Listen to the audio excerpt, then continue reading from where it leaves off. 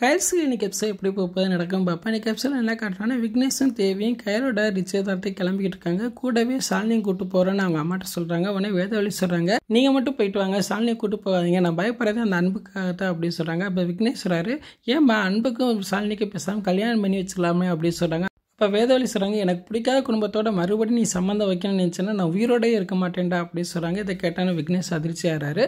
அதுக்கப்புறம் பார்த்தா கையலும் எழிலும் கையலோட அப்பாவோட சமாதிக்கு போகிறாங்க. அப்போ அவங்க அப்பாட்ட வேண்டுறாங்க, நம்ம குடும்பத்தில் எல்லா பேருக்கும் எழில பிடிச்சிருக்குப்பா, உங்களுக்கும் பிடிக்கும்னு நினைக்கிறேன், நீங்கள் தான் எங்களை ஆசீர்வதிக்கணும் அப்படின்னு சொல்லி அவங்க அப்பாட்ட ஆசீர்வாதம் வாங்கிட்டு இருக்காங்க.